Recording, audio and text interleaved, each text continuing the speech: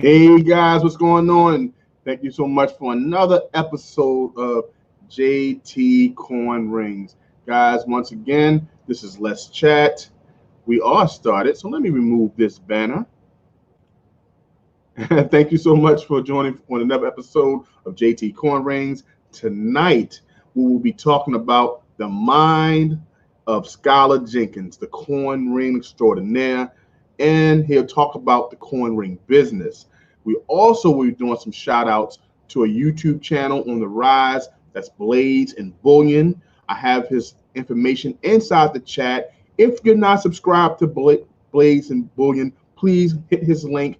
Look at that recent video, and then you want to make sure you subscribe and leave a comment. We'll also be talking to the gentleman who started me in making videos, my inspiration, which was Urban Lifestyle, Eli. He's now taking on a new adventure, which is called the Remake. And then we will be talking to no other, the person who inspired me in making coin rings. I watched probably all his videos, maybe not all 105 of them, but I watched a nice number of his videos. He inspired thousands of people in doing the same thing that I'm doing, no other than the remarkable Skyler Jenkins. So guys, let me go into the chat to see who's here. We have Mr. Robin Butcher, which was, I think he came in 4th place in the coin ring competition that was about 2 months ago. Excellent guy. We had him on the last show. If you check my videos, you'll see that he was. He also has an interview that he did. I put it in a 1-minute skit and a 23-minute skit. But we actually did a 30-minute skit on last Let's Chat. Thank you so much, Rob, for being in the chat. We have Michael M. all the way from Canada. My good friend, Hitting Numismatis. Hello, JT Coin Rings. How are you, my brother? I'm doing fantastic. Thank you so much, man, for being here. We also have the Patriotic Goomba, a.k.a. Michael I. Thank you so much, Michael, for being in the house. Definitely appreciate you being here as well. Who else do we have here? We have 5 people in the chat so far. We definitely going to have an excellent show, guys. Thank you so much for taking out your time to be here.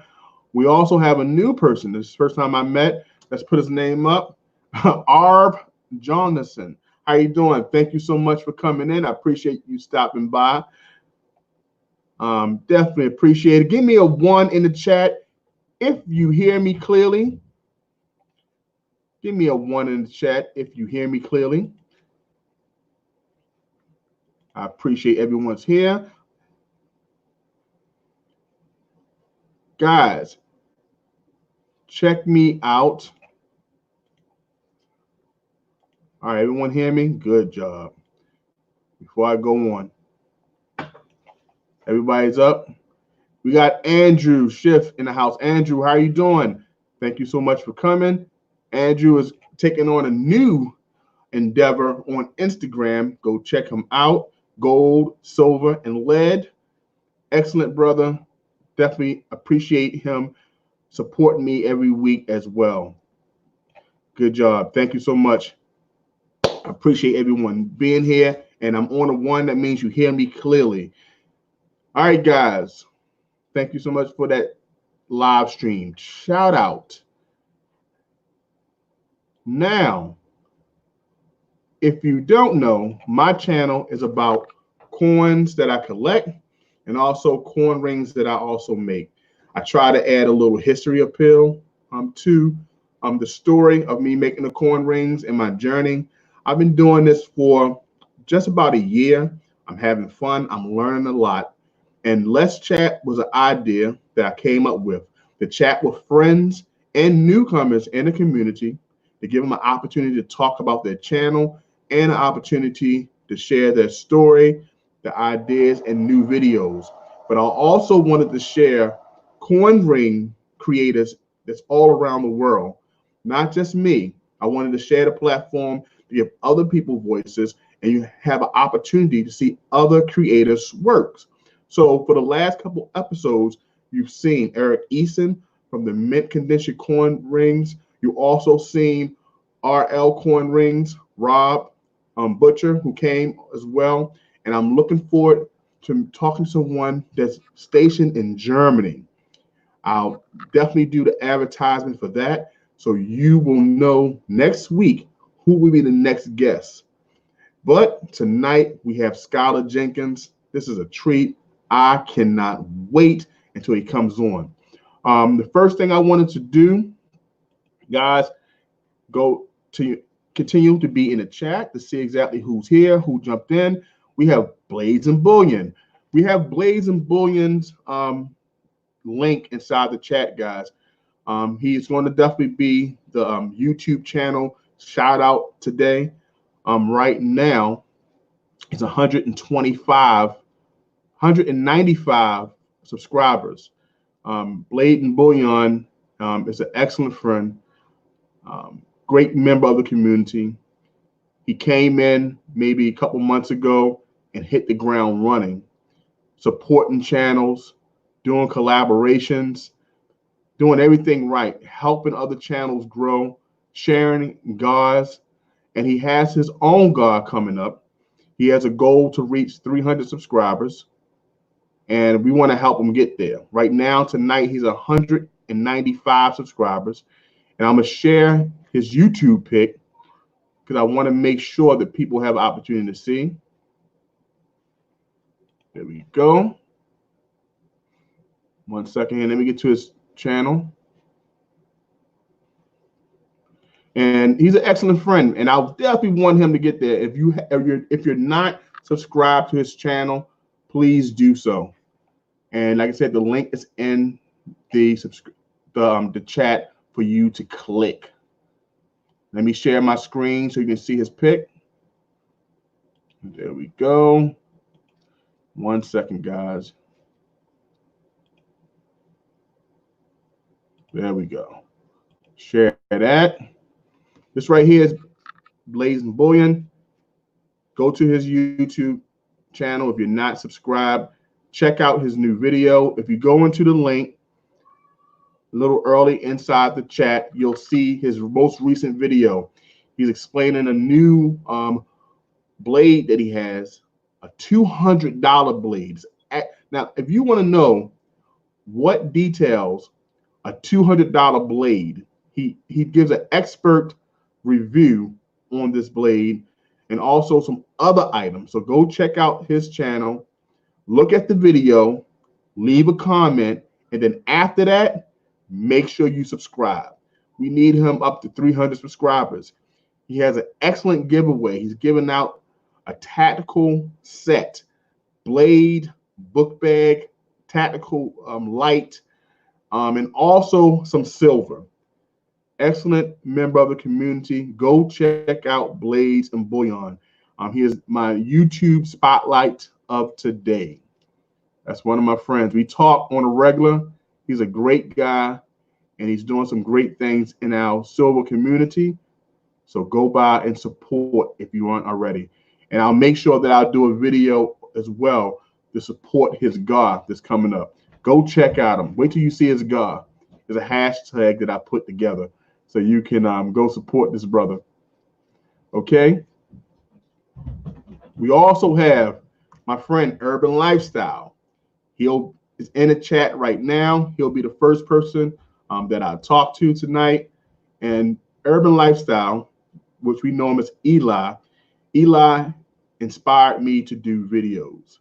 I was very intrigued by his creativity, and I learned a lot. And I talked to him, had an opportunity to meet him in person when I went down to Florida. And we talked and we did an interview, which is on his page.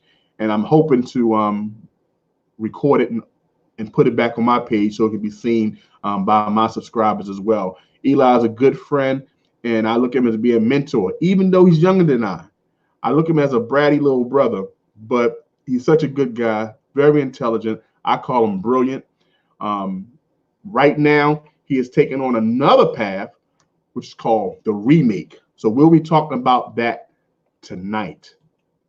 We also have Coin Ring extraordinaire and teacher to all around great guy, Skyler Jenkins, over 179,000 subscribers. He's been on YouTube since, I believe, 2012. Over 100 videos of instruction, giving guys like me inspiration. And we have an opportunity to talk to him tonight, okay?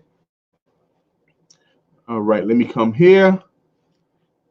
We share that. Stop that. Okay, so Urban Lifestyle, you have the link. You come in the chat, my friend, and we can start out our talk.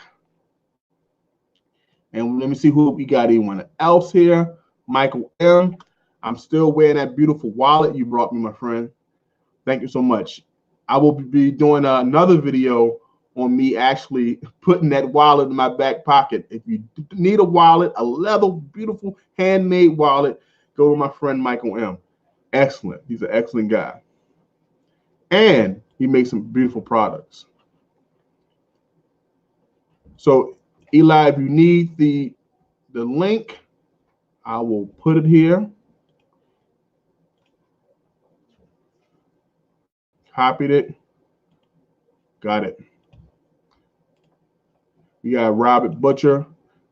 I wanted Nick from Badlands to come on tonight to have an opportunity to share his experience in being the first place winner in the Coin Ring Challenge, the first Coin Ring Challenge. But we look forward to having Nick on one day. He's a great guy. Had a good opportunity to talk to him this afternoon. I mean, yesterday, trying to convince him to come up to talk to Skyler. He was, I think he was nervous. Not everyone's excited about being on the camera like I am.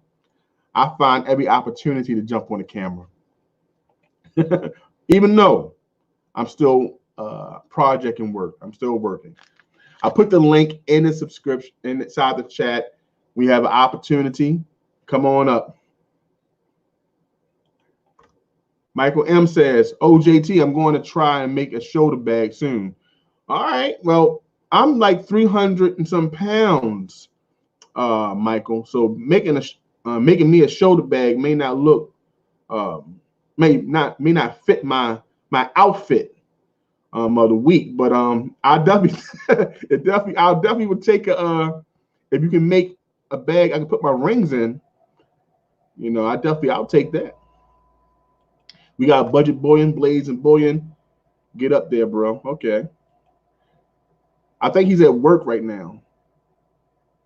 And Robert Butcher, he said he sent Nick. Everybody's still trying to convince Nick to come on. Everybody's still trying to. He says he's at work. I knew he was at work. But Urban Lifestyle should be coming up. But Urban Lifestyle is coming up. He's the first person that we're talking to today. Before we actually come on, we still got a good time. We're 14 minutes inside the chat.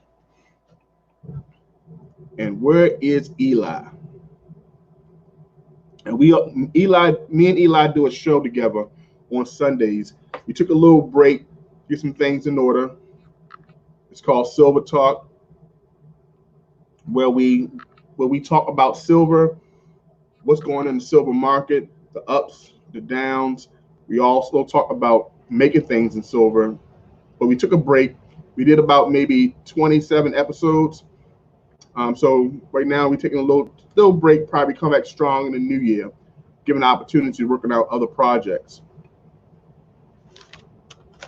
Last show, we had an excellent show. We had Stacking NYC. Tommy from Stacking NYC. Tommy is a online bullion dealer, excellent guy that we do business with over in Instagram. And then we also had Rob. Rob showed his beautiful dragon ring. And like I said, that interview is up on my page, and we'll check it out. Robert says we love silver. Awesome. Man, he's an awesome guy. Rob he was also shy to come on, but he did an excellent interview. I call him cold as ice. He was so calm. He was cool. He was collected. He had some humor. So I'm looking forward to having Rob come back on. I'm thinking about putting something together with a couple of coin ring creators and just sharing their experience in the state that they're from. I think that would be interesting because here in Baltimore, I don't have a lot of coin ring creators to come from. So I definitely reach out to my friends online that are in different states and just hit ideas off. I usually call Eric from the Mint Condition Coin Rings. And I call him a lot and ask him for advice. So it would be good to have a show that everybody can share their techniques and all. Let's see what the chat is saying. My vape was super loud when I came up. Yes, last show, Budget Bullion Stacker came up, and every 15 seconds I heard his vape. I'm blowing that vape. I thought it was somewhere in my house. I thought it was my air conditioning unit. Oh man, I'm looking for Eli. Where is Eli? Okay, Eli is not up right now. So what I'm gonna do, I'm gonna send that link in again. And if anyone else can come up, Eli must, oh, there you go. There we go. I don't know what Eli, there you go. Eli, give me a thumbs up. Okay. All right, so give me a second. All right, guys, we have Eli from Urban Lifestyle and also the remake coming up for the first half. And you guys know when I do my videos, I usually edit all this dead space out. But I appreciate everybody coming up. He gave me the thumbs up. He's ready to come in. Introducing Eli from the Urban Lifestyle channel, where he talks about silver and gold and stacking. And also the new channel he has up called The Remake. And he'll sit back and he'll talk about that in a few minutes. Right now we got Eli. Eli, you ready? Give me a thumbs up. He's ready. Eli, what's going on, my friend? Can't hear you.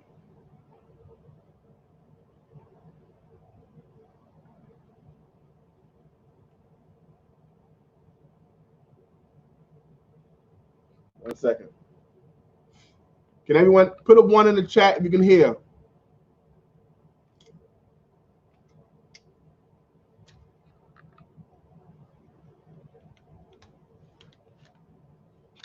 Let me see.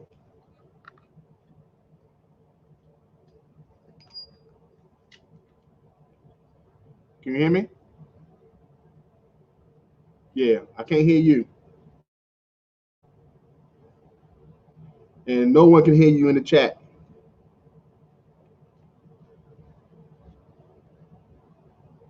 Come in and come back out. There we go. He's going to come in and come back out.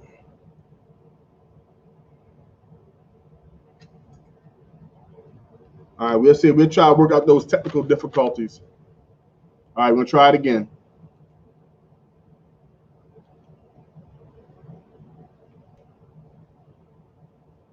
All right, guys.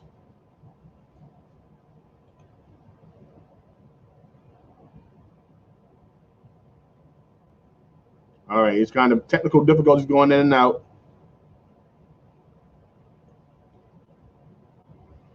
All right, we try one more. There we go. Let's try it again. I think this should be better now. There you go.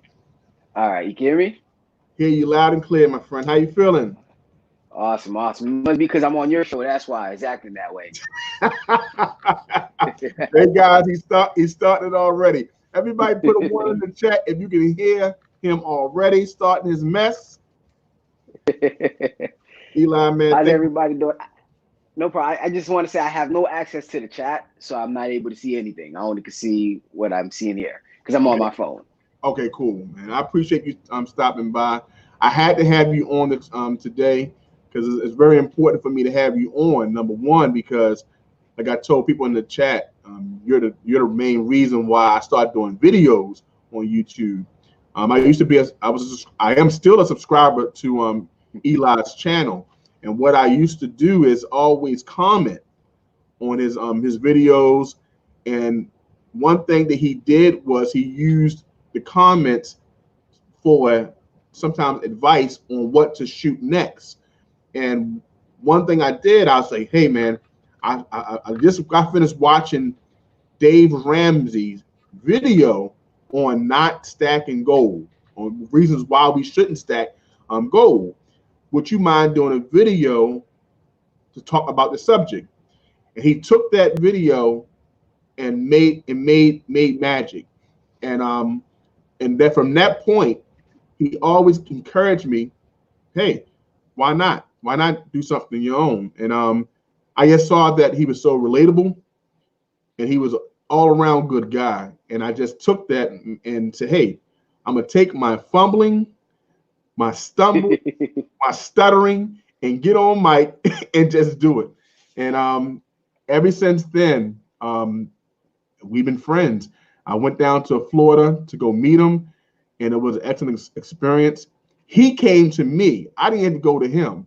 He took the time out to drive 30 to 45 minutes out, and all I had for him was water and a piece of silver. That's it. And he didn't leave.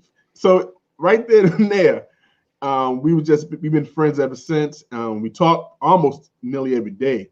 Everybody know when I'm talking to Eli on the phone. You know, we talk so much, but I definitely appreciate him. And I had to have him on tonight because I thought it was paramount for him to be on here when I have Skyler, who got me involved, I believe, and he may not know it, in coin rings. He just inspired me. So I had to have the two people who inspired me to do this on the show tonight. So Eli, what's going on, my friend? With that long, drawn-out introduction, the only way I know how. Hey, one thing you forgot to mention was when you came down here, you said, hey, Eli, man, if you drive over here 50 minutes away, if you drive over here, next time I come, I'm going to give you some gold. I'm coming down with some gold. And I was like, what? All right, no problem. Let's go. Yeah. So, JT, I'm still awaiting for you to come down here again. Yes, and I have some gold paint and some copper. So I may give you two pieces of gold. Now, I can make you color gold, but the point is, I want you to leave there knowing you left with gold. That's all I got to say. Eli, man. Tell us what's going on, Eli. What's going on with you now? What's your projects? And what can we expect from you in upcoming year? Everything's going good. Everything's going good. I kind of went on vacation for a little bit. I'm like, hey, you know what? I just needed to rest a little bit. But even though I'm on vacation, my mind has been working and just coming up with different ideas and things like that. So this upcoming year, I'm looking at revamping my pours, like creating a new design for my pours for 2020. It's good. I'm still going to keep it as, the same design, but I'm looking into that, and I already have a whole bunch of video ideas to put on our urban lifestyle. It may not be each and every day, but I'm definitely looking like, 3 times a week. Okay. All right. So yeah, 2020 is going to be an amazing year, and I'm ready right now. What I've been doing is actually setting up my plans because I told you guys, well, if you guys watch the Urban Lifestyle channel, you guys know I reached my goal for as far as silver this year. I didn't get to the gold because I did have a plan for gold, but gold kind of skyrocketed. I was like, you know what, I'll wait. Right. So this year, right now, what I'm doing now is actually strategizing what am I going to do for next year as far as gold and silver. And other, not just gold and silver. Like I'm saying that here because this is the platform where we talk about gold and silver a lot, but it's just investment period. Right. All what I'm going to be doing. I'm like, all right, hey, where I want to be by the time 2021 comes in, because 2021 is the time where I said, hey, I want to buy a real estate property. Right. Right. So I'm just putting everything down and setting up all the plans and stuff like that. And hey, we'll see what happens in 2021. But I'm getting geared up for 2020 right now. So since you did reach your goals and stacking precious metals this year, how is your strategy going to change? What are you going to add to your 2020 stacking strategy? Yeah, that's kind of the stuff I'm fitting in the back end. But as far as money wise, as far as how much money I'm planning to put into it, that's what I'm planning out. I'm like, hey, should I, So the way I'm setting it up is, hey, this is my first year stacking. All right, I don't have no silver, I don't have no gold. Where do I want to be by this time next year? So that's my whole plan. I'm not looking at what I've done previous, all the gold, silver I stacked previously. I'm looking at like, hey, I have nothing right now, and I'm just starting. Got you. Anything that you definitely want to change? That some things you may not agree with this year that you want to make sure you don't do next year? Well, to be honest with you, the only thing I'm really changing is actually setting up a fund where I have like at least $1,000 just set aside just for opportunities. Where if I see something I find is a great deal, like the reverse proof eagle, like I could just, I just have money aside. Or let's say silver drops down to $15 next year, right? Or there's like one split second where silver do fall down to $15 or $13, anywhere between that range. Hey, I have enough money. I'm like, hey, let's just buy, instead of me saying, oh, hey, let me arrange some money aside. Let me go take some money from here. And I already have something for that. That's the only thing I'll change differently. Okay. But basically the discipline's the same on how you want to stack silver and gold and getting prepared for 2021 when you buy the investment property. Okay. Correct. I mean, so what I want to talk about now is your new endeavor, which is doing pretty well, and that is the Remake. So tell the chat about what you're doing on that end of the Delta. Well, it's just like I said, with Urban Lifestyle, it's pretty much a stacking and personal growth channel, right?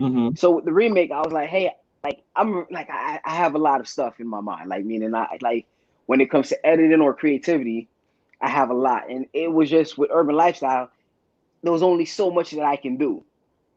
So I created a whole channel, the Remake, for me to be more comedic.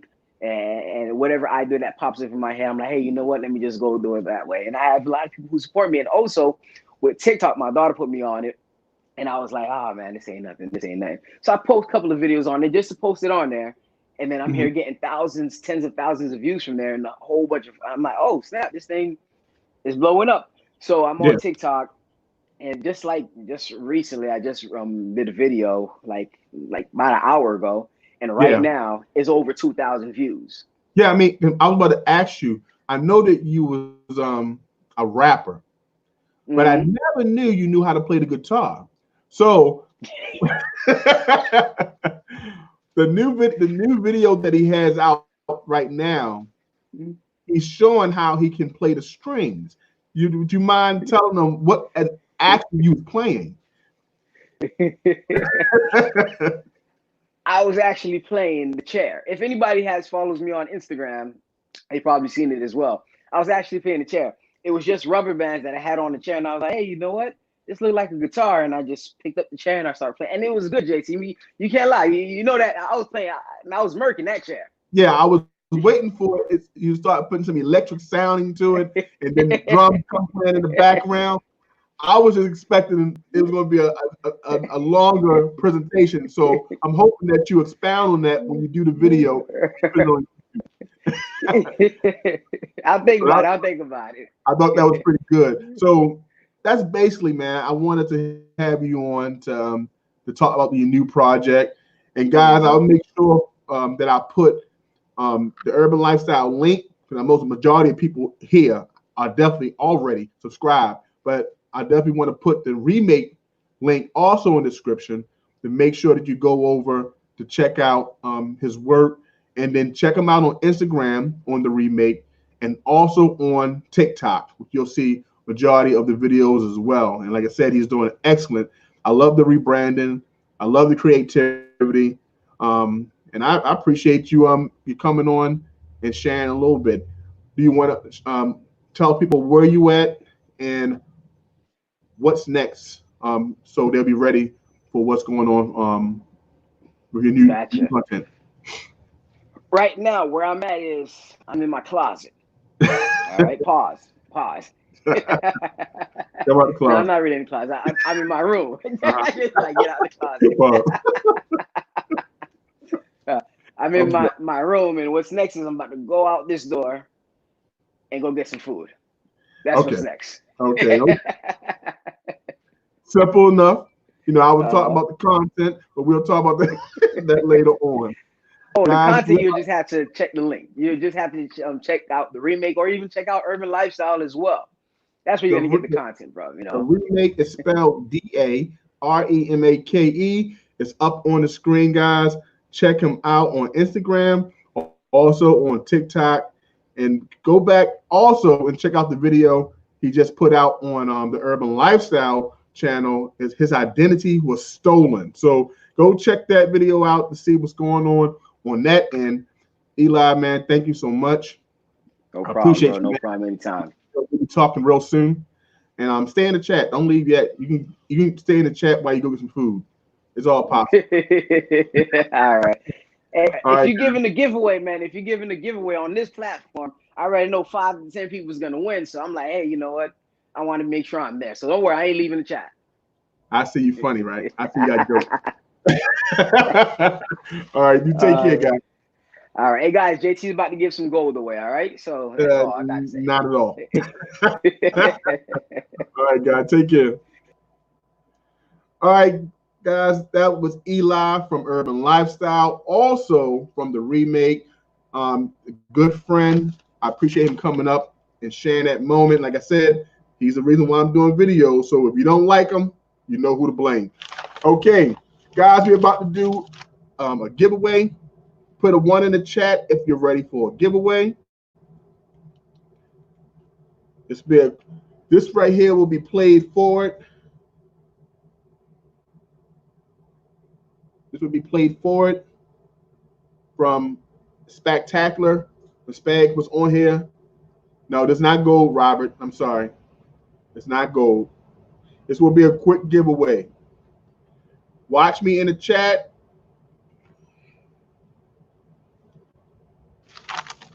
And then we'll be going on with Skyler for mint condition, from the mint change you can wear.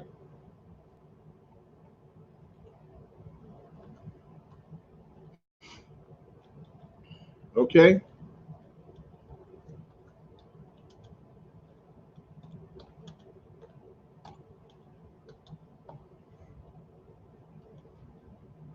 I'm about to put it in the chat, guys.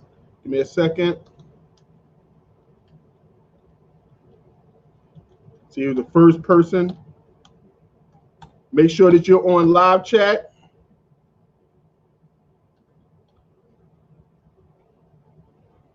Okay, guys. Remember, the winner comes on my screen. And go. All right, guys. This is for a 1/2 ounce silver round.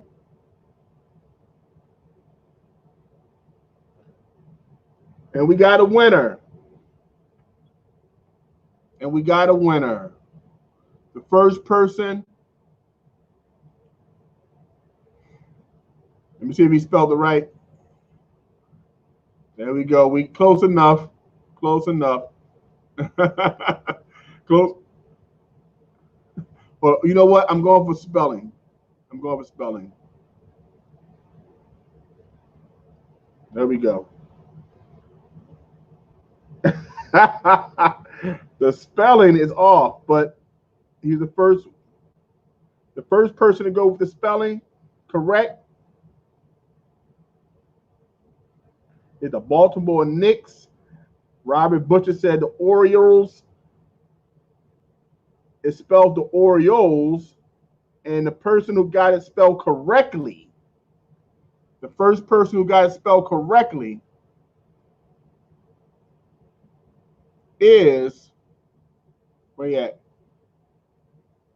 I gotta go for the spelling.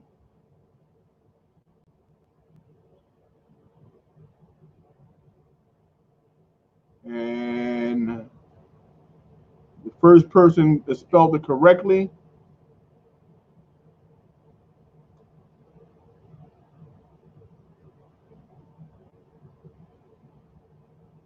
is Michael M.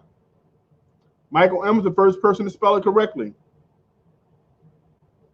First person that said it was Budget Bullion Stacker, but he spelled it incorrectly. And the first person to spell it correctly was Michael M. Congratulations, Michael M. You'll be getting this 1 ounce, this half ounce silver round here. Congratulations. Michael M said, give it to Budget. Okay. Budget Buzz, he got shafted. Robert Butcher said, nice. Okay, Budget Bullion, this will be going out to you, given by Michael M. Budget Bullion is a big winner here. He won a couple giveaways here. Congratulations. Okay, we're giving that to Budget Bullion. Next, guys, remember, subscribe to JT Coin Rings. And if you haven't done so yet, please hit the like button if you like the content. Remember, these are my building blocks of YouTube. Awesome, guy. So Michael M said he want the coin ring. Let me show you this beautiful coin ring. We're about to have Skyler on right now. I'm going to show you this beautiful coin ring. You're definitely going to love it. This guy is so talented. I'm going to show you his website.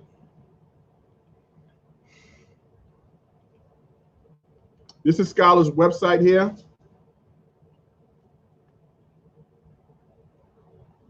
You look at it for the mint change. You can wear coin rings by the mint.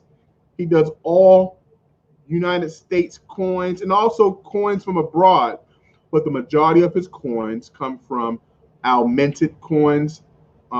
He also does gold coins, non-silver coins, but he also puts a nice layer. I get him to talk about that as well.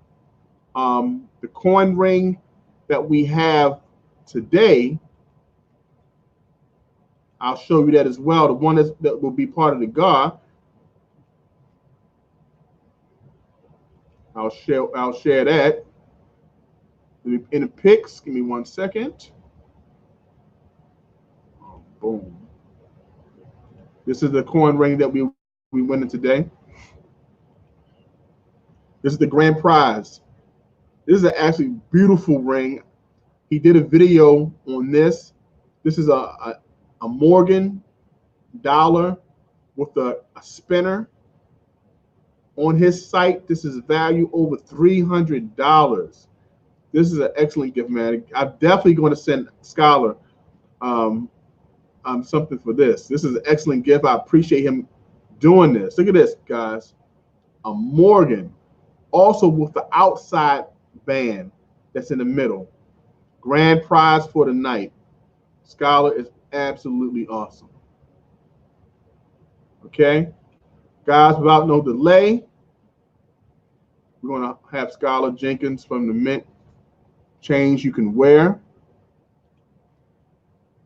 Stop that. Skyler, give me a thumbs up when you're ready, my friend. He is ready. 40 minutes of the hour. Let's have Skyler Jenkins. Skyler, how you doing? Hey, what's going on? I'm doing fantastic, man. Thank you so much for dealing with my madness. But this is what I do on a Saturday evening when my family's waiting for me to to come up for dinner. I say, come on, I'm coming down here to start this show, and they patiently wait for me. But it's just a kidding. But thank you so much for coming by. This is definitely an honor and a pleasure for you to come to join me at Let's Chat. I've been watching you for a while. I think I've probably watched mostly all your videos. I've learned so much, and I definitely appreciate the dialogue. When I left a comment, Skyler, where can I get this? Even though you did a detailed video and told me I can get it from Harbor Freight, you told me the cost, what tool I needed, I still asked questions, and you still commented. I thought that was just so awesome that you still had contact with your subscribers, and you shared these beautiful videos that had so much instruction. You know what I'm saying? But for those who don't know, because I've been following you for a while, who is Skyler Jenkins? Are you asking me? Asking you. Okay. You know, I don't know. Just a dude who fell into coin ring making, really. Nothing really special, to be honest with you. Hey, nothing special. But how did you start? Who was your influence? Okay, so what had happened when I started was, so it was a weird time in my life when I started. I was sick with Lyme disease, so I couldn't work the business I grew up in, and so then I found myself more or less unemployed, and so I was turning on TV for the kids one day, and then someone said they had a ring made out of a quarter. I thought, oh, dude, that sounds cool. So I went to go look to see what it was, and I was just too late to see it. So then I started doing a little bit of looking around online, and then I saw it was a guy in West Virginia making and selling them on eBay. And I was like, oh my gosh, those things are so cool, But I didn't have $50 to buy one. so I decided to spend thousands of dollars in tools to figure it out. Wow. No, it was actually really slow at first, but that's that was the genesis of the whole thing for me. So basically, it was a YouTube video for you. No, it was actually on PBS. It was a show called something with Ruff Ruffman or something like that. It was a kid's show. Okay. And they had a guest on that happened to have a coin ring. Wow. So that's all that. What type of tools were he using? I have no idea. No clue. Wow. Was it a polished string? Was it? I didn't even see it, actually. So the ring that I saw that actually keyed me into what they looked like was on eBay for sale. It was actually a Franklin $50 when I saw it. And it looked pretty good. I mean, it didn't look bad at all. Wow. So, yeah, and I found out he had been doing it since the 50s. So it's been going around a while.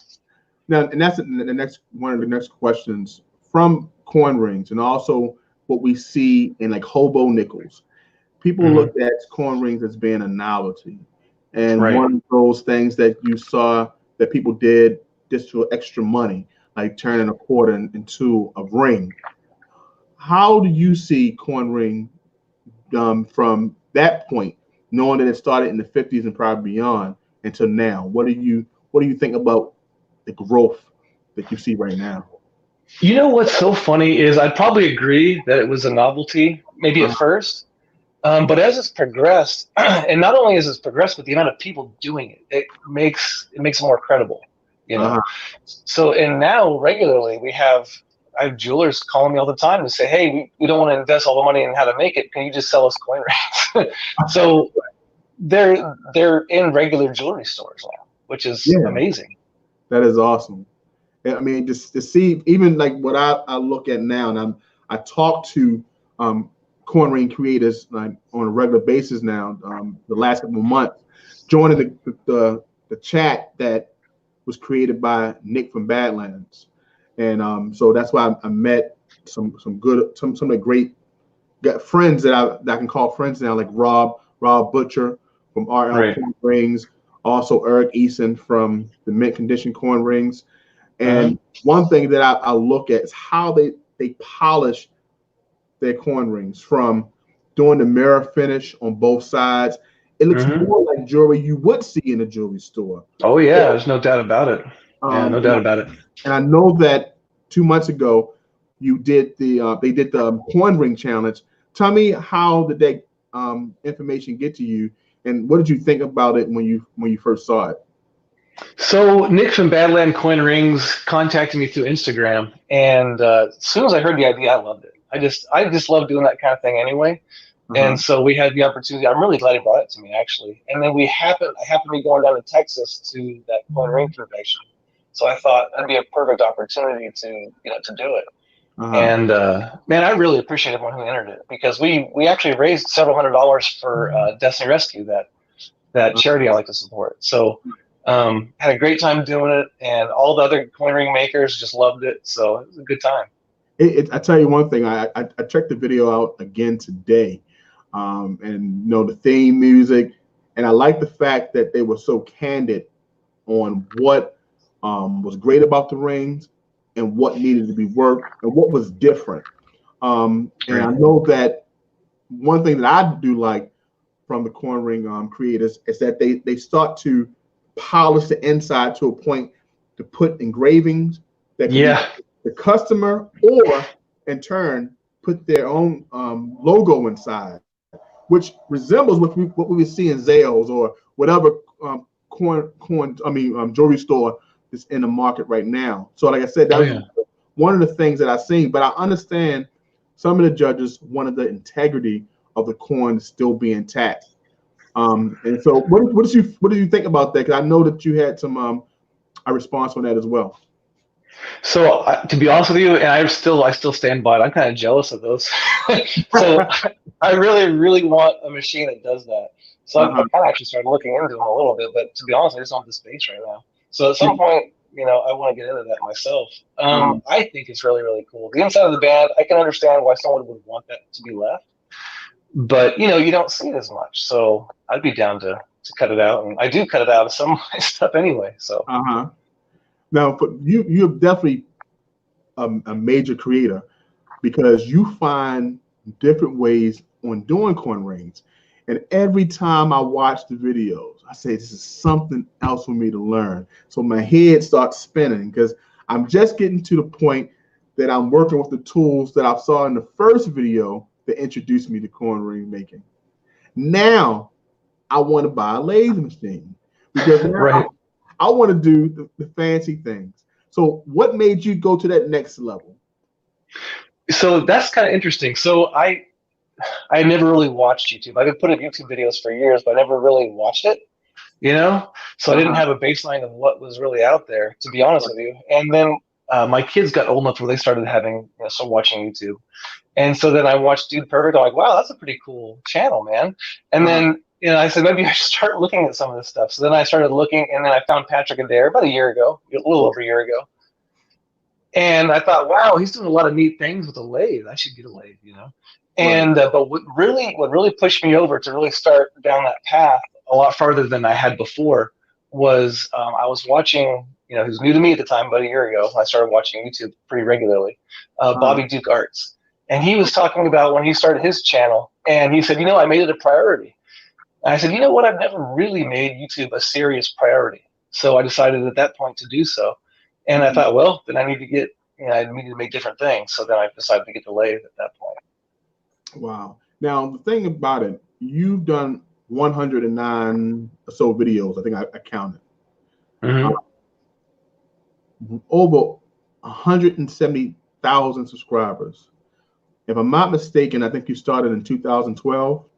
I started putting out my first couple of videos. It was for my website. I was just doing pictures of the coin rings when I was putting up then.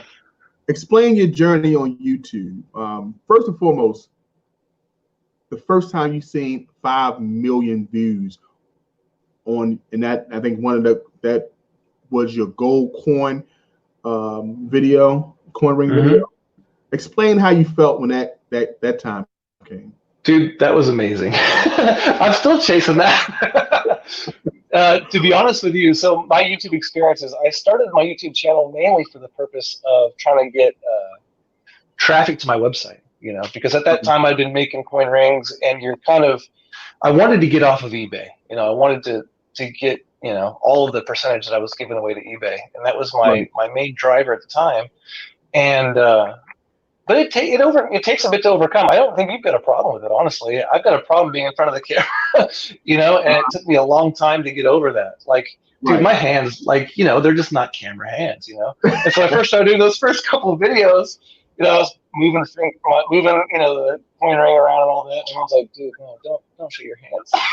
I'm like, really? So I started shoving it around with my knuckles. I'm like, I'm not gonna worry about that. Right. And then, so that was the first hurdle, Right. But then, and my dad, he's always trying to, help me get to the next level, And I thought I was making really good coin rings. Actually, I look back at videos, or not videos, but pictures from before I, did a lot of how-to videos, Yeah. I thought they're pretty good looking. And then one Christmas, my dad's like, dude, you're doing it all wrong. There's a guy, I can show you he does a way better job than you. And he showed me the video of Ben's kid hammer him out with a pipe. Yeah. Man. And I was like, I don't know. I think my method's a little better than the pipe, Dad. But then I started looking at his video, and the video was amazing. First of all, he had a load of views. I think he had over 1 million views when I looked at it at the time. Right. I thought, wow, that's really, really cool. So then I thought, so I had been in the school going to the ministry at that point. Mm-hmm. And I really, at that point, was thinking that, now this is how I was paying for our whole family's everything, was coin ring making. But then I thought, well, maybe it's getting in the way of my studies and stuff like that. So I thought to myself, well, maybe I'll push myself, out of the business by showing other people how I do it. Right. And obviously it worked the other way, which is fine. But it served other purposes too. So yeah, it's amazing because I watched Fence Kid videos, and where is Fence Kid? I haven't seen him in. I don't know. He's the only coin ring guy I really don't talk to, and I would love to. But I would don't talk to him because I think he had such a candid way in bringing the information out. It was easy going. It wasn't a lot of the glitz and the glamour into it, but you learned something, and he was a good storyteller. I definitely love watching his videos, and that's something that I see in your videos. Trying to mimic that as being a coin ring maker as well. I don't put a lot of instructional videos out because mine's are long and drawn out. So the editing and still learning the process, I find that it's not as crisp as I would like. So I found that that's the most difficult thing for me to do. One time I'm on your Instagram and I see the lights, I see the camera above the head, these shots that you're taking of that studio area that you do the video. Right. And I'm like, no wonder. It's like a motion picture that this guy is setting up. How did you develop? How did you develop from where you started to where you are now in your editing skills and how you do your instructional videos? Yeah, so I first started out shooting all the film on my phone, right, and then editing it on the couch because I got neck issues, so I have to lay there with my pillow and hold my phone above my head just right. So I was doing that at first, and that's how I shot almost all of my videos up until a year and a half ago, I suppose. Okay. And then I got my first computer for editing, like an actual editing computer, and got a better camera, like a 4K camera, and then the lights. They were like $20 so at Walmart, so it's not big of a deal. But it adds so much, and basically the reason it spurred me on to doing that is I saw other YouTubers and how polished their videos were, and I really wanted to mimic that. To be honest, I still do. Like, I'll look at like a Bobby Duke video, I'm like, oh my gosh, dude, his editing is awesome. His wit really comes through really well. Right. I think every time I try to be funny, it doesn't ever work out. I think but I keep trying. I think that you put your humor in the right time, right? And it makes your videos enjoyable to watch. And Eli, who I interviewed earlier, prior to a few minutes ago, he always says, look at his videos and see how he does it. And I go back to your videos and I see how you add the comedic timing in it. when you add the clips, when you see the Swedish meatball maker, and he's yeah. meatball, or when you said, hey, when you put your clips in at the right time. But the most important thing I always find is that you show the process. Right. Do you cut any of that process out in sake of the video, or do you? Oh yeah. Okay. Oh yeah, quite a bit of it actually. So, well, not quite a bit of it. So what it is, I want to make sure every single step is captured, so that way people can replicate exactly what I'm doing. Right. But to be honest with you, there's a lot of dead space when you're moving things from one place to the other, or if you fail a couple times, I'll put that on there. So you remove that. Yeah. I'm glad I'm hearing that from you, because when I did a video, I was like, I can't put this up. The coin just went wobbly. So it's like, oh yeah. So many times I had to do takes over. So I'm learning. So I'm hoping that process gets easier. So to hear that you say that you go to that same thing, it's a load off my shoulders. I'm telling you. I got to tell you, I got to be honest with you. Every time I shoot a new video, first of all, it takes me a couple days to get a video completely shot, just because, it takes time to set things up. Yeah. But then I get it all shot, and I think to myself, this is going to be the dumbest video I've ever made. And then I get it in the editing, and, it tends to work out most of the time, Right. So. Yeah, I mean, it always come off, and we always learn something. And I'm amazed. The last video that I watched was how you made the spinner, but you didn't use the lathe. Oh yeah. And I needed that, because I can't go and buy a lathe machine right now. $700-800 and upward bound. So to see how you use the Peppy tools, and use the silver, put on the side, and you did it. I'm thinking that's perfect, because that showed the process of us wanting to do something that intricate, but not having to use expensive tools. So that was good. That was a great video that I definitely appreciated, because it gave me hope. It gave me something to practice, something to look forward to. Right. What coin ring makers out there now that inspire you? Oh man, that's a big question. I don't want to leave everybody out, because there's so many amazing coin ring makers out there. Okay. Like Badland Coin Rings, I was so impressed with the rings that he put out. Actually, I thought, man, he's like I thought he was the #1 dude on that was my personal opinion. There's a lot of good rings, but those are just some really awesome rings. And like you said, the engraving on the inside was amazing. Right. There's all kinds of watching people overcome obstacles. That's what really excites me. Like there was a guy, Jamie from South Carolina, that I watched him overcome obstacles and then create a business, and it's just really cool to see that happen. Yeah. So, and I cannot remember his business name to save my life right now, but just really cool to watch him. Remember, he's the one who gave me that Gamecocks pennant over there by my soldering area. Okay, I thought you was talking about Ferguson. But you starting a business, that's one thing that, how did you know that this was the right thing? From watching it on that special, from building from the first point, from doing the book, doing the videos, how has coin ring making been to you as a business aspect? Yeah, so to be perfectly honest, so before I saw that clip on PBS, literally I just became a Christian at that point, right? So I was completely agnostic, dude. And then I had this whole sickness, the Lyme disease thing, come up and just wipe me out for years, And so anyway, so for that whole day, I was really praying. I'm like, God, get me better so I can go back to construction. That's what I did for a living. Right. And then all of a sudden I saw that, and then I had that spark of an idea that, hey, I think I could do something with this. And to be perfectly honest, it's a God thing, dude. He put that whole business right into my lap. It should not have been as easy as it was. And I tell people all the time, like my neighbor, Matt Ruff, actually he's another coin ring maker, 2-bit coin rings. I really like watching. He used to be my neighbor. He's moved now. They bought a house somewhere else. But anyway, I always tell him, like, man, he's like, well, I couldn't do this. I'm like, no, yes, you can. If I can figure it out, I can guarantee you can figure it out. Right. So it was just really fun getting that business going, and you graduated to do workshops. Now taking some videos to do personal one-on-one classes. How was that like?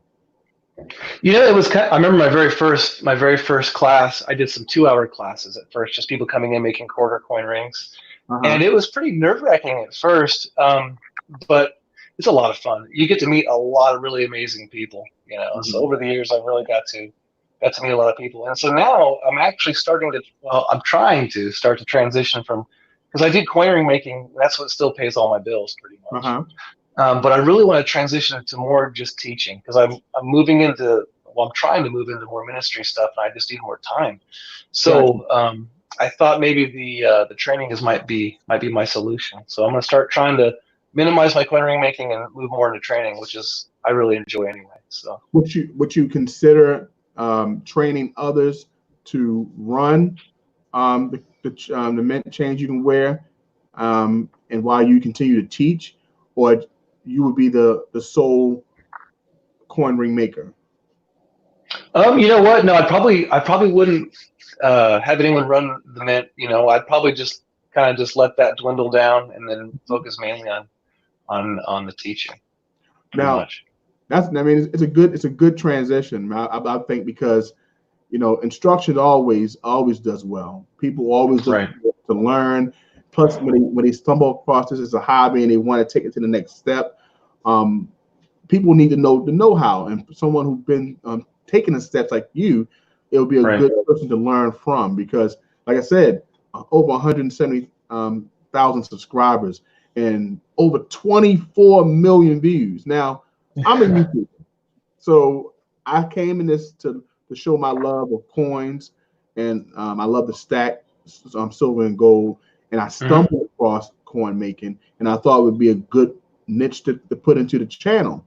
But I see what you're doing. I'm like, man, that's what I inspired to. I looked at what Eli was doing in Urban Life, and I said, that's what I want to inspire to as well. Having the talks, sharing the knowledge that you have has helped me to kind of pick about what I want to do to make this thing work. So I think teaching will be an excellent thing. You have taught thousands. How does that feel? How does that make you feel, knowing that it's inspired by the work that you do, not just the ministry, but just you do with your hands, that God-given talent? You know what? It's actually hard to imagine sometimes. Like, honestly, I don't even think about it a lot of the time until someone will send me a letter or something like that, say, hey, you really changed. You know, I'm able to provide for my family, or another big one. Whenever I was sick with Lyme disease, this is what I could do for a living. You know, and so that really affected me. But then you have other people who are, you know, like got PTSD and things like that, where they can't hold down a regular job, and they can do this though, and that is an amazing thing. I'm just so thankful that I get to do that. So. Right. I mean, it's awesome. I mean, when I definitely going to do a class. So when you told me you come to Baltimore, I have to make it, because I think it will be a different experience from watching videos to actually being in class and dealing with all the nuances that goes along with coin ring making. So that'd be something I definitely want to do, to touch bases on what I need to improve on, what needs to go better, because I'm here on this bench by myself, and I'm only mimicking what I see, and talking to the guys from the coin ring chat, like Rob, Eric, Nick, and looking at what they're doing with their patina. Let me tell you something. I know a liver soft is what we use in order to darken up the coin. These guys have done some things that make that patina look like it's power coated. It's amazing to me. The person I learned from doing the mirror finish was Eric Eason. The dude he told me what grits to get, all the way from 100 to 3,000, and make sure I make each side of that coin shine, which I'm still learning. So all these tips and tricks, who taught you? What tips and tricks did you grab that you use today in your coin ring making? A person you met one-on-one? Well, I'm thinking about Matt Ruff again over at 2 Bitcoin Rings. So, you know, I did that video about how to fix a wobbly ring a while ago. Yeah. The main one I use now is one he taught me. He was using it a little bit differently though. He was using it to expand rings because he makes these massive size rings. He does a lot of powwows and stuff, and Okay. a lot of Native Americans, I'm assuming, have bigger hands or something because he's constantly making a huge ring. Okay. And he used the cone to stretch them out. And I thought, well, that's pretty cool. So I started learning to do that, and then I realized it perfectly levels your coin out. So that was like a big trick and tip that I basically learned from somebody. But to be honest with you, I learn so much all the time. And whenever I have questions all the time about new techniques and stuff like that, and Right. I'll poke my head in like coin ring crafters on Facebook and see what people are doing, and all the time I'll pick up things like that. That's the amazing thing about the coin ring community is everyone's so open. And I like to see that continue. I hope so too, because I've never had a question denied. If I ask a question, someone helps, and I thought that was pretty cool. Same thing I feel about the coin, the stacking community, the gold and silver, the open arms of being in the community, but in the coin ring community, the same. If I have a question about what die to buy, Swedish wrap or something new, people always share their experience in it, which helps me out a lot. What is your favorite coin around to make a coin ring from, if you could pick? Favorite coin around? Basically, I think it's pretty of a basic one. It's just a 64 Kennedy. I love the tails out 64 Kennedys. Yeah, me too. I like the fact that you have the year right and smack dead in the middle of the coin ring, and then you have "In God We Trust" that tapers the sides. And if you can master it and don't get the wobble, it can be a definitely excellent ring. Which coin would you call your Mona Lisa? It's a question I like to ask. Which coin would you like to make your Mona Lisa? That's a good question also. I wouldn't call my Mona Lisa, I suppose, but those spinner rings seem to be the ones that I really have got a lot of traction with. I think those have got to be the ones. Yeah. Now, first time, how long did it take you to make that one? Well, the video is my first one that I made. Okay. So it was, I look back at that video and I'm like, oh my goodness, some of those lathe operators are like, leaving me comments like, what are you doing, man? And it was such poor lathe work, but I've got it down now. Okay. But yeah, that was my very first one, and it was a challenge. Matter of fact, I got it done. You did it once, right? I'm like, this is awesome. I love it. I put it on the website, and I'll never forget. Like that week, I sold, I bet you 5 of them. I was like, dude, that's amazing. But then I went to the shop to try making them, and I was like, I think I made a big mistake. So there was that learning curve, and I had actually, if you look at that, I did a collaboration video with Jason this summer. Yes. Where we were casting stuff, and inside of all that stuff that we cast with was all my stuff that I failed with that first week. Right, that was a lot of coins. That was a lot of crap that you bought. So it was kind of a painful learning curve for me, but once I got a hold of the idea again and then really got into it, it does really well. That's pretty cool. That's pretty cool that you worked through the hard times to make it happen. We got Nick McLean is inside the chat. He said, Skyler, the video where you did the North American 3 coin ring, that where you messed up was hilarious. Love that you added the fail to a video. And that's a good thing. It's a good point Nick made. Thanks for that comment, Nick. Because when you see the fails, it does make you feel like I'm not cheering. Don't get me wrong. It's like, I understand. It's like, oh man, I'm not the only one. Thank you, goodness. So Nick, you made that. That's a good point. What's funny is I think, to be perfectly honest, what it took for me to put the fails in the video is I needed to be comfortable with my own failure.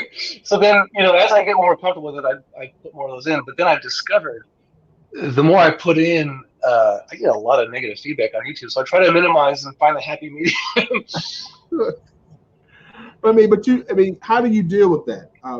Being in YouTube for this long, I know that no one wants to see the thumbs down. I like to see stuff, but I know it's interaction, and not everyone's going to like your content. But how do you deal with the criticism when it comes down to the videos? Well, my mom said I was really special, so I just think everyone's jealous. No, no, no, that's Let not me tell you it. something. Moms are specials. They're special. They come up with that. They make us all feel good. So Yeah, really. But no, no. To be honest with you, is it was definitely it's like a muscle you have to like exercise. To be honest, at first you take everything really personal. I think, and oh man, I something really funny just thinking about it. So Amanda Pawonka, this lady I know who does cable access, came over and we made a ring. I put a video up, yeah, and I remember oh that. my goodness, the subscribers hated her, and it was so funny that all the comments as they were coming in, I was, Right. and they were cracking me up because most of the time someone will put a comment in and they'll make fun of me, but it's so funny you can't help it. It's Right. hilarious. So Yeah. I kind of like those ones, but especially when people are being lighthearted and just making fun of you. I love it. Matter of fact, I Yeah. almost encourage it. Yeah. I mean, But so they were putting all these funny comments in, but I could tell she was taking it really personally.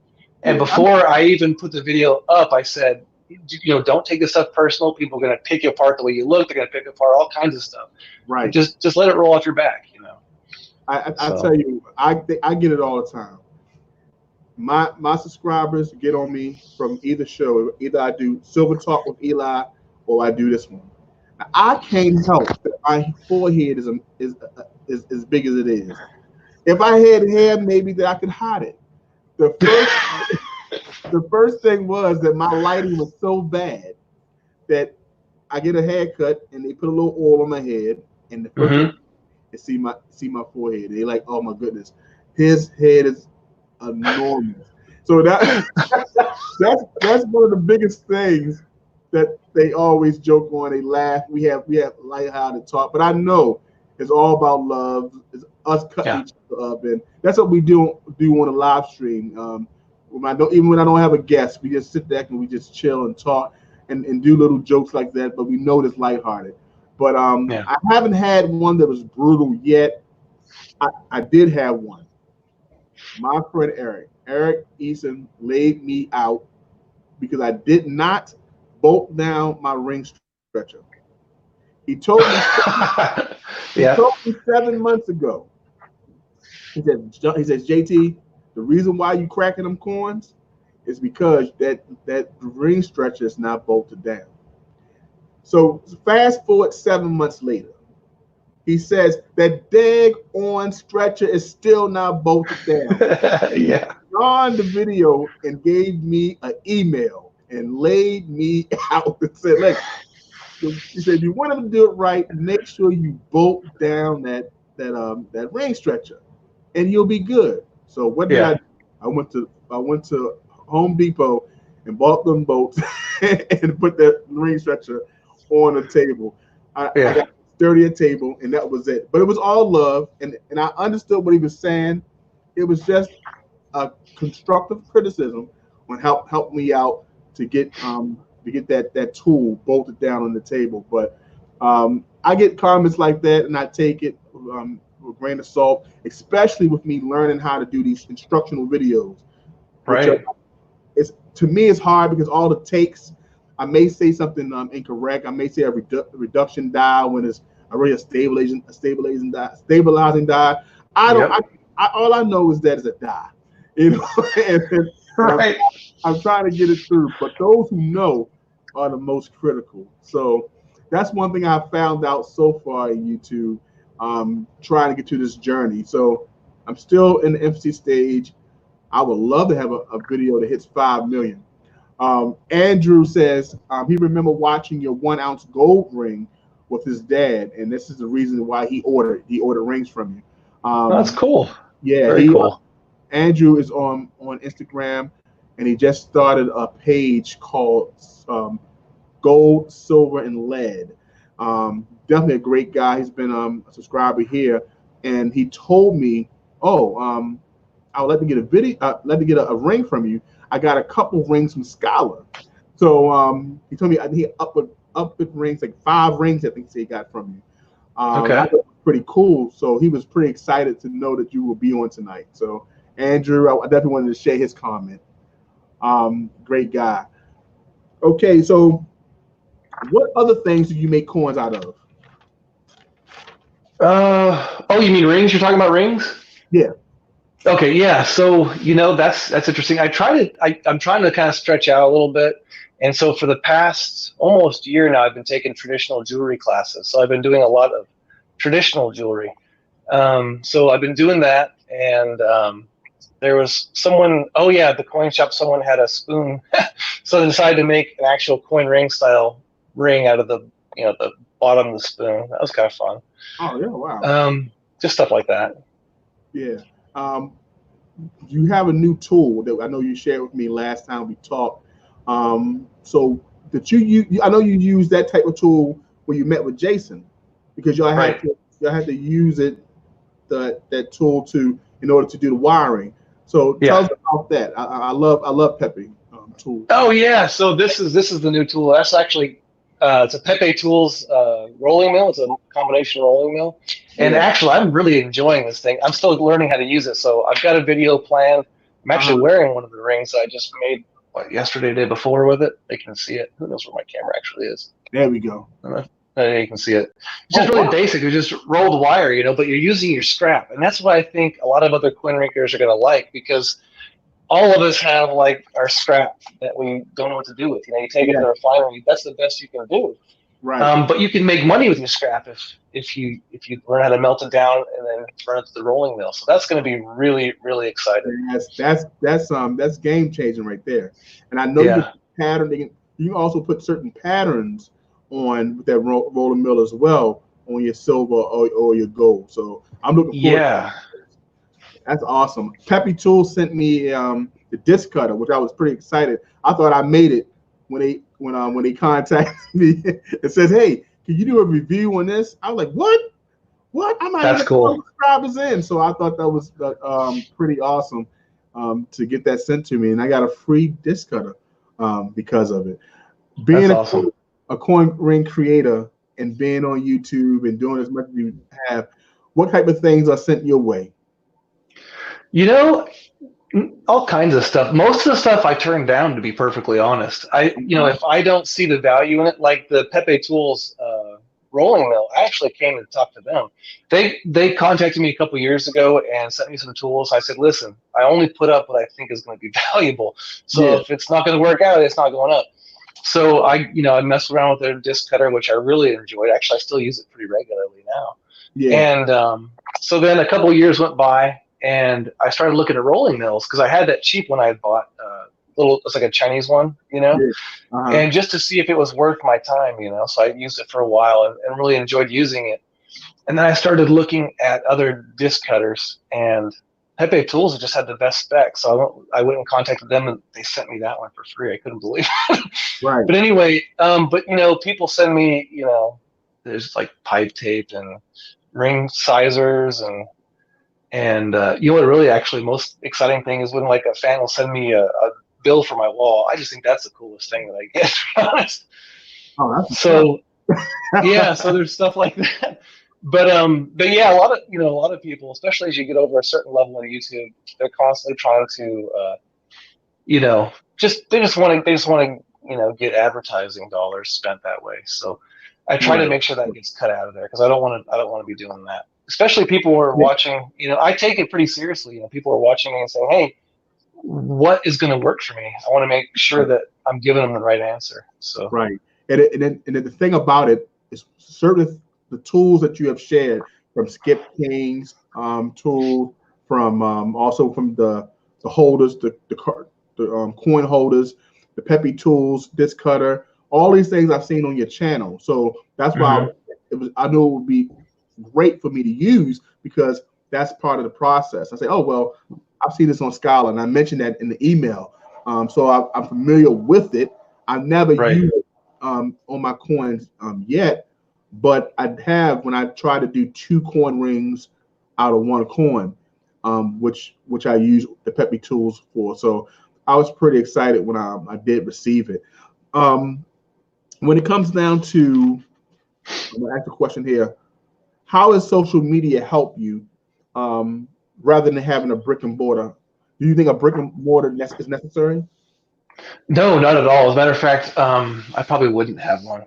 And, I thought there was a time where I really wanted one. I spent about a year thinking that's exactly what I wanted, and it just didn't work out. And now I'm really glad it didn't, because it might work out for other people, but for me, I have to have that freedom. I need freedom to not be open, or do something else. So for me, it's important. And I really think if I was doing it all over again and I didn't have a YouTube channel, didn't have any exposure, I'd be doing shows. That's the way I started doing it. And that's what provided for my family before I had YouTube anyway. But YouTube and Instagram and all that really help propel your business. Yeah. I've never been really big on Instagram yet, but I don't put a lot of effort into it. I probably should. I mean, you could. I mean, I think that your platform that you created here on YouTube, you've done so well, and you're known all over the world. Like I said, every coin ring maker that I've talked to knows Skyler Jenkins. They've seen your videos, and they commented. So what you've done on here is excellent. That's why I asked about the social platforms like Facebook. Do you think it's needed? Or do you even think that a brick and mortar is needed? I think some people would like a station in their hometown, but you explain the freedom of doing it when you want, when you can. The overhead. Yeah. And the overhead is cutting that down. So explain this. One thing, last thing about business is, what would you tell us coin ring makers out here, the pitfalls and things to look for in this business? The pitfalls. Okay, so for me, and I see it all the time, and it upsets me because it's people can make an awesome coin ring, but then they'll spend all their time focusing on that, but then not look at the business side of it at all. Or if they run they run into problems with the business, then they kind of just throw up their hands. Making coin rings is half the thing, but the other half is just enduring and getting your business rolling. And a lot of times it can be really discouraging. So that's a big pitfall I see people do. They think it's going to be really easy once they get started, but you got to hustle, Right. And once you get through that hustle and you start understanding where your market is and what businesses you should be approaching to get into their stores, or what kind of ways you should be selling your rings, once you get through that, it starts getting a lot easier. So that's my encouragement to people who are getting started, is just endure that business side of it and get it figured out. Yeah, I agree. I think that people work on a skill, and they should, but the marketing, understanding, you have to get the eyes on your merchandise, right? And you have to relay why people should purchase from you. I didn't know that the coin ring market was so thick, meaning so many other creators. So I had to come out with something different and go towards a community that may have heard of coin rings, but maybe not that much. And I did choose the coin and stackers and collectors, even though they love their coins. You have the numismatists who do not want you to touch the coins, dates and eras. So I've learned a lot, and I do move around in rounds and stuff like that. Do you do like rounds other than doing constitutional silver? Every now and then. It's usually if someone has to request it. So someone will request it, like I do Britannias for people a lot of the time, or I'll do, Silver Eagles quite a bit. But basically they have to request it. It's pretty much, I don't know why I don't have them on the website. Maybe I should, but I don't. I'm sorry. Yeah, I've tried my best to do different things like the Aztec calendar round, which I love. And I like also doing the coin, dealing with American coins as well. I found some that was very difficult, like the JFK halves, the Benjamin Franklin's, the halves. They were kind of hard for me. I was getting a lot of splits, but I'm learning how to deal with that these days. So let me go up. I want to make sure I have all my questions. You have done some awesome collaborations with Jason. Will there be any in the future? I certainly hope so. Although every time I go to that guy's house or we meet, it costs me money. Are you buying? I'm like, where'd you get that tool? That's pretty cool. And I go, right. So, but no, honestly though, I enjoy it. This is the first time this summer I'm getting to actually go to Jason's shop. He's been here a couple times, but I've never been there. Well, we've met in Texas a couple times, but really getting to see where he works was pretty darn cool. How did he get involved in it? Do you know the story? And then getting involved in doing the tool side of it and building the tools, because 5-6 years ago we didn't have all this. Is what I'm understanding. I know. Yeah, so you know what? That's a good question. I don't know how he got into coin ring making. I have no idea. Wow. I should ask. But I know the tools. I think he started because someone had a coin punch or something like that, and he thought it was really cool. And then he had a machine shop make one, and then people just started asking him to make tools. And now, there's a machine shop doing that full time. It's really awesome, actually, to see how he's grown that. Yeah, which is pretty cool. I mean, because these are the tools that everyone is using. You know. Oh, I know it. And it's making our coins look that much better. And now I know you have videos of just using the mallet, using a mandrel, and using a drill. I did not go that route. I went through the starter packet when you created that video. So I feel like I cheated myself from not learning the first steps. Do you think that is needed, or could I start? Is it good that I started where I started? If you had asked me a couple of years ago, I would have said, yeah, start that route. But now I'm realizing I don't think so. It's actually a really discouraging way to get started, because it takes a lot of technique to make sure that thing gets even all the way around. Matter of fact, there was somebody, I try to be really helpful to everyone who's getting started. So whenever I see a comment, someone's really struggling with something, I really try to focus and help through those situations with people. And there was one guy, actually last year, he put up saying how he thought I was just video editing it to make it look good, and it was actually not possible. I was like, no, it's totally possible. Here, give me a call, and he was convinced it wasn't. Just because it is kind of difficult to get them around when you're first hammering them. Yeah. Matter of fact, I started out, before I even started that, I started out just like the regular tapping the edge of the coin to flatten it out method. Right. And that took even longer. So, and it doesn't even look that good. Yeah, I've seen those some videos. I mean, the tapping sounds cool. I couldn't do it, but I love to see where it used to be and see where it is right now. That's one thing I love about coin ring making is seeing the progression of it, and that's why I say the lathe machine that I see you using and other coin ring creators, it's where I want to go. I see that now you're adding jewels to the coin rings. Also on your website, and also the video that you created that.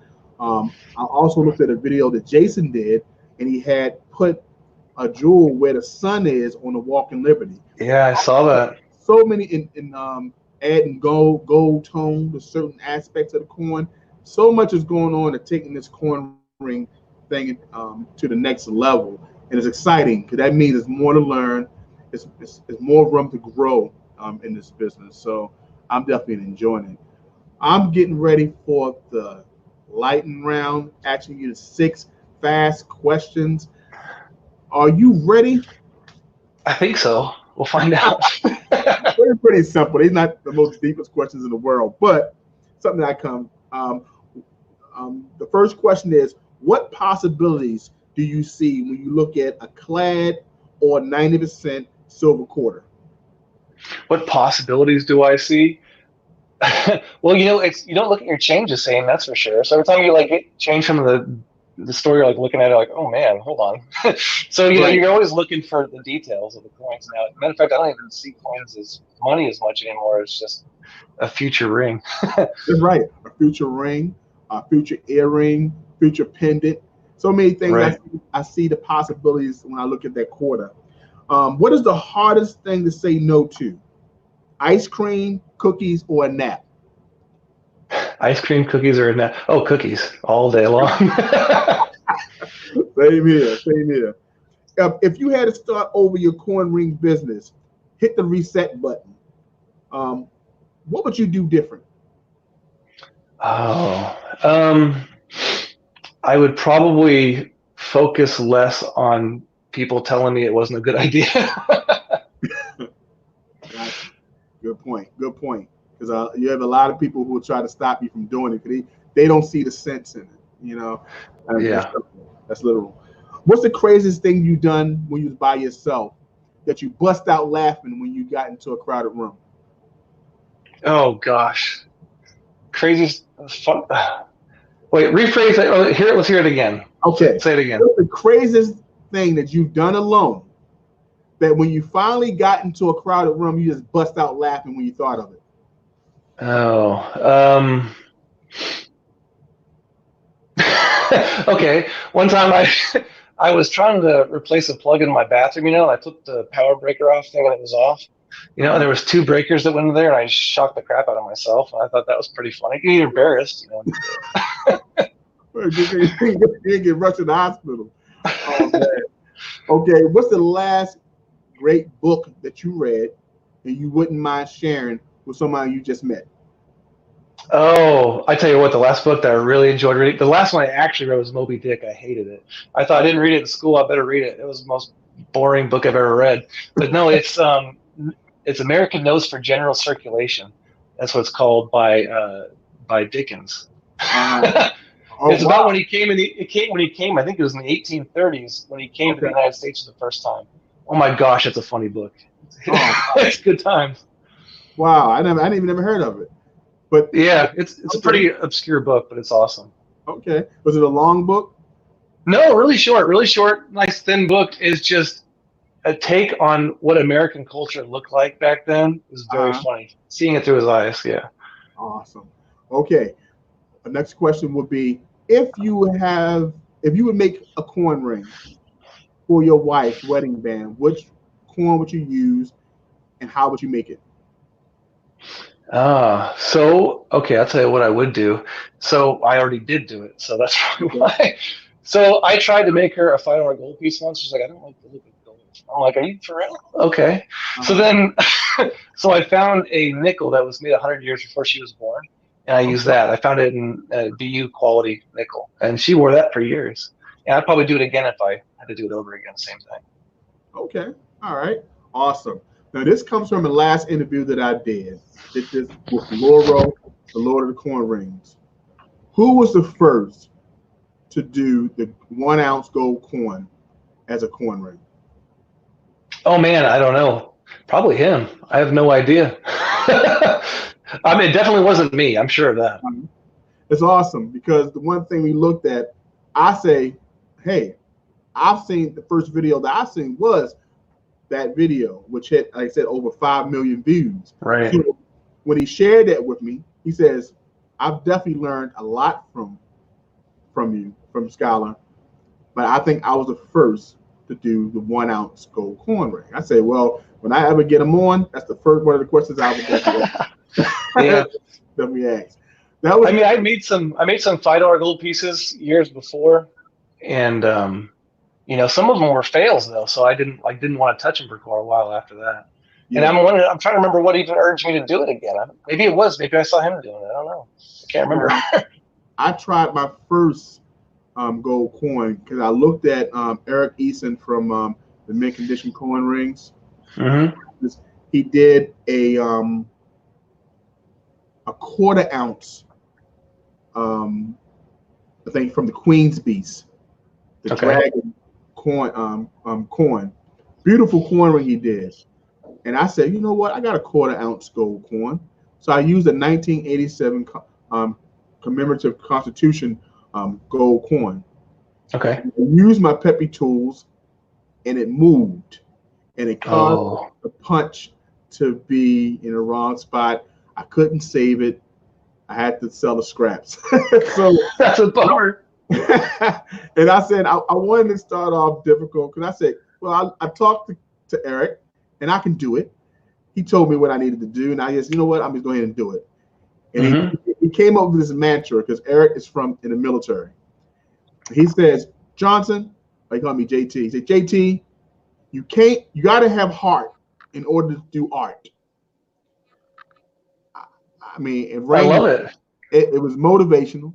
It got me pumped up. And when I made that punch and I realized I messed up, I was like, kill Eric. I just wasted $400. But it was a learning experience that I'm definitely going to try again. This time I think I'm gonna do it on a 1/2 ounce or definitely a whole ounce gold coin. But it was just to see if I could do it. But that right there is the lightning round. It wasn't that fast, was it? No, it's not too bad. Okay, I survived.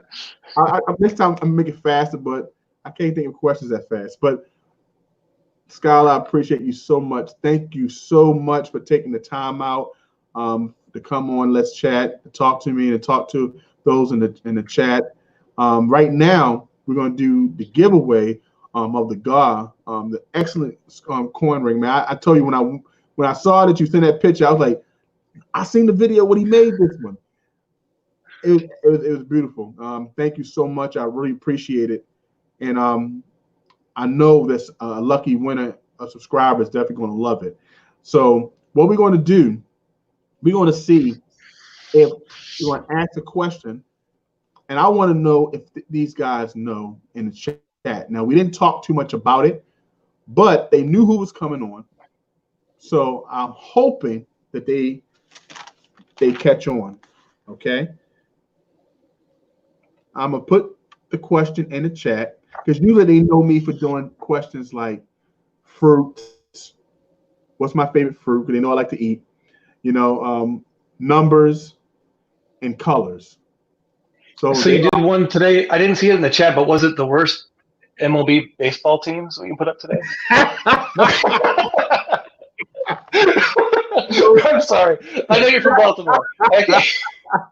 You know what? I'm going to agree with you. My father-in-law, he's like a big Orioles fan, so he's always giving my kids Orioles gear, you know. So I always got to laugh about it. He probably was back when Brooke Robinson, Arnold Palmer, and when when we had what's that? Eddie Murphy, Eddie Murray. I'm sorry, Eddie Murray, and definitely the Iron Man, Cal Ripken. They were the glory years of Baltimore. Somebody said, Michael M says, rest in peace, Orioles. I said, they're just disrespectful in this chat. I tell you, just disrespectful. Okay. You guys on the East Coast. Oh, sorry. I'll go for it. Sorry. Okay. Go ahead. I was just going to type it in the chat. Oh, no, you guys are serious about baseball on the East Coast, man. I wore my Red Sox hat down in Manhattan. That was like a bad decision. Woo! In Manhattan. Wow. Oh yeah. You ain't you be with this is New York Yankees where they are. So, and the Nets. You can't. What's it? It's the Mets. Yeah, Mets. You can't do that in that parts. But here in Baltimore, we love our football. The Ravens are doing well right now. I don't watch sports at all, so I'm just telling you what other people do. And then you have our Orioles, which I stopped watching a long time ago. But I'm gonna edit that part out of this video so I don't get banned for walking the streets of my town. Yeah, for sure. Oh man. So what I'm going to do is type in the question. I'm saying they may get it, they may not, but it should be a little hard.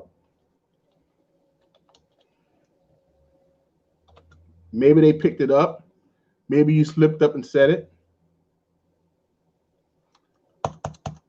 Okay. Can you see my private chat? Who are you talking to me? Skyler? Yeah, can you see the private chat on my screen? On your screen? No. Let me see. Do I click the chat button? I wonder if I have to click the chat button. I don't want to touch anything. I'll mess it up. Yeah, I will put here. Can you see that? Oh, I see something here. Hold on.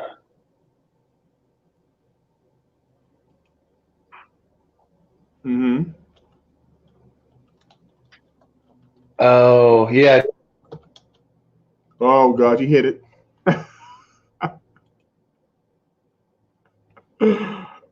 Skyler hit the button and actually went out. There you go. See, that's why I shouldn't be touching stuff. Is it? Was it just one word? Yeah. I just take one word. Okay, just want to make sure. Yeah, don't touch it. I'll take care of it. I just saw it went blank. It was like, wrong button. All right, man. Everyone's think they're gonna know what it is, but what I'm gonna do, I'm gonna change it up. Okay, let me change it up because they may not get that, and only one person may get it. So it was an unfair advantage. Let me see. All right. Okay. Cool. Okay, this is easy. First one that gives me this answer.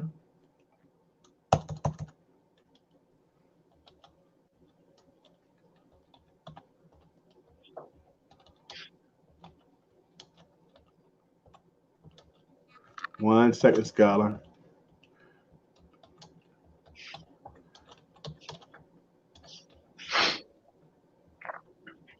All right. They was paying attention. They would have got this right here. All right. And go. All right. The quick question inside the chat was, what baseball cap did Skyler wear in Manhattan?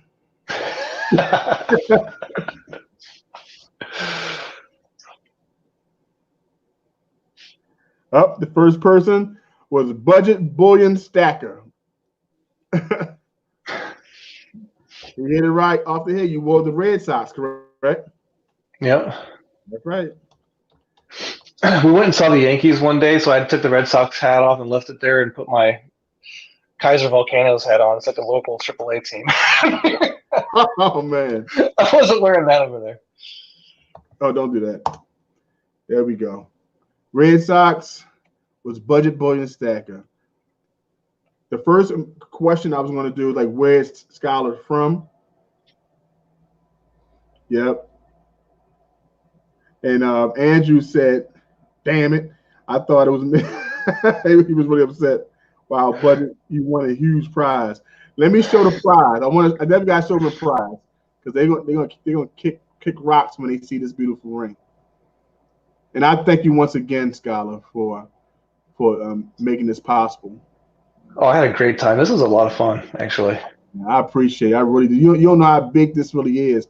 How I'm smiling inside. You know, this is a big thing when you have somebody who inspire you to do something, and you actually have an opportunity to sit down and talk to them. Yeah, it's definitely a big thing. I'm gonna show this pic of this ring, so those who did not show up get jealous, because I know they're gonna be upset about this. Okay, there we go. And make sure I share it. Congratulations. There we go. Look at this beauty. It's an 1882 Morgan, and is also a spinner. Skyler, what is the name of the coin that's a spinner on the inside? It's a Canadian penny, large penny. Okay, Canadian large penny. Congratulations, Budget Bullion. You have here 1882, 90% silver with a Canadian penny as the spinner. Actually, that was a stock photo, so I'm not sure what date it is. It's from the 1800s for sure. Yeah. Okay. We definitely know it's a ring made by Skyler Jenkins. That's all that matters. Right. Budget Bullion, when you get this ring, all we ask that first thing you do is put it on your social media sites. If you do a video on it, tag me in a video so I can make sure that I can show Skyler and also show the other subscribers. That's the only requirement that we have, and that you let us know when you receive it. And what you do is make sure that you hit me up my email at jtcornrings@gmail.com. Make sure you give me your mailing address, and I'll make sure I send that to Skyler. And Skyler, would you want to just send it from where you are? It'd be more. Yeah, for sure. Okay. Yeah, that'd be fine. Cool. All right. We have my daughter here who's dying to get here. Come on, you want to jump in so YouTube won't get me for Coppola? This is my princess here. Hey, how's it going? It's Skyler, the Princess Stacker here. She had videos now, but we got to hold off on that until later. Right. But thank you so much for coming in, Skyler. I really appreciate it. This is such a big thing. I tell you, like I said before, like with Eli, I can't wait to meet you and be in your presence and be in your class and learn. It's definitely paramount. It definitely has changed my life on learning coin rings. I met a whole bunch of great people. I'm learning a lot. And like I told you before in our private conversation, I've never done anything with my hands other than change tires and maybe change oil maybe once. So to do coin rings and to still learn and get better as time go on, it's really something. And I never thought I could make it a small business, because one thing that I was working on was not getting a part-time job. And I wanted to spend time seeing this little one grow up, and she can help me with the videos, and we go in the corner and we do the hearts and everything. I'm home with my family, and that's what I wanted. So yeah, that's awesome. It's afforded me the opportunity to do so, and I'm looking forward to grow. But this right here, doing the talk show, is one of the reasons why I wanted to share with the community, not just what I do, but the other great creators out there. And I really appreciate you taking the time out on this Saturday to talk to my subscribers and have this opportunity to talk and learn more about you. Right on. Yeah, dude, I tell you what, I really appreciate it. Anytime you want me on, just let me know. I'll be here. Also, I'll be calling you tomorrow. I'm just kidding, man. Thank you so much, guy. And I'll be talking to you soon. I want to get your P.O. box so I can send you your shirt and also your Let's Chat, your mug. All right. Oh, dude, thanks. All right, cool. No problem. Thank you, Skyler. Have a good one, okay? All right. See ya. Bye-bye. Guys, that was Skyler from the Mint Chains You Can Wear. This is my beautiful daughter, the little, what's your name? Princess Stacker. They can't hear you. Princess Stacker. Awesome. That's my baby. That's what I do it for. We have here my friend, mint condition coin rings, my friend Eric Eason. Budget stretch a piece of dental floss around your finger. Oh, right there. He's telling somebody how to measure their finger. All I gotta say is this.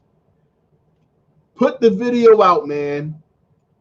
Eric, put the video out. You've been bullcrapping on this video.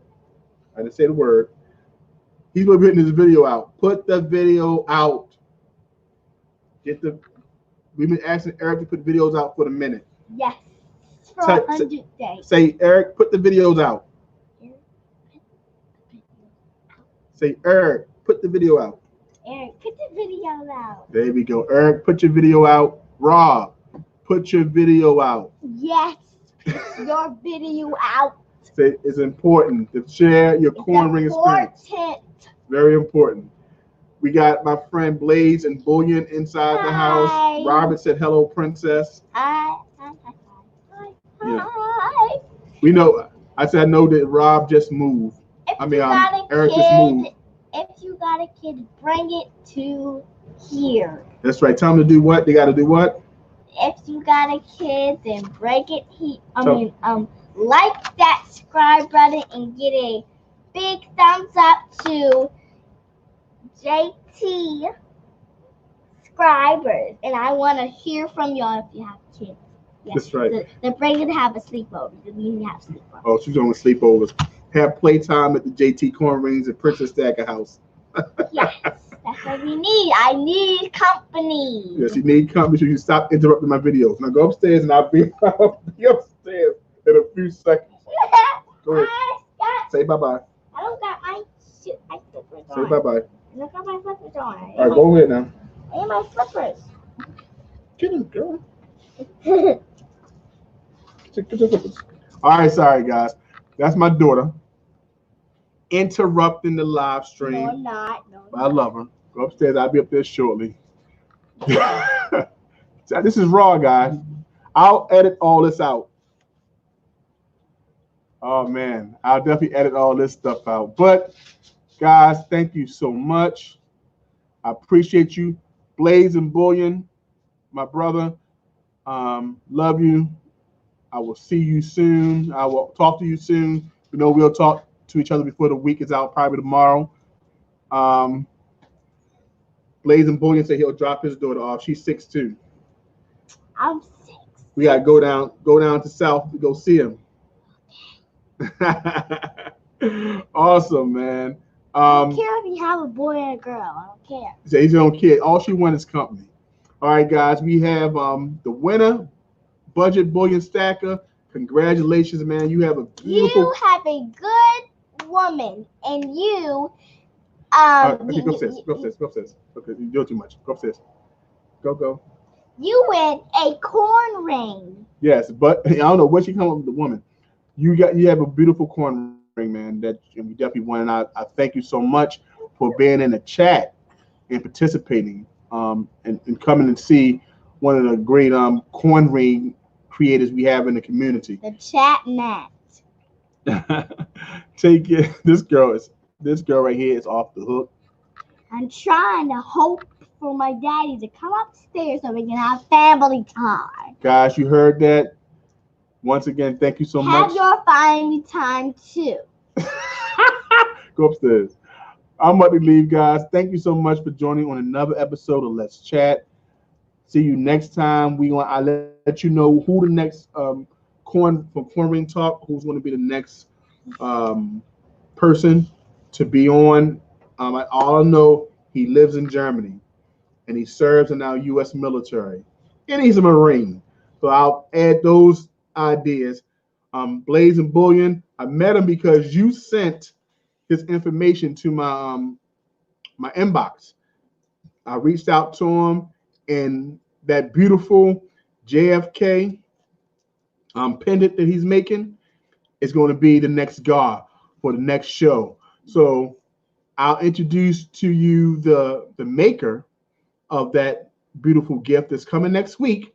He's out in Germany. We just got to orchestrate a time because at 8 p.m. it's 2 a.m. over there. So make sure you leave out, hit that like button, and make sure you subscribe to who? JT Corn Ring. All right, guys. Love you guys. Take care. Stay positive. Keep loving your heart. And be safe in your own house with your children. There you go. It's family time, guys. I'll see y'all later. And subscribe that big button. Do it. Big thumbs up. We don't want no thumbs up. No thumbs down. Peace out. Bye-bye.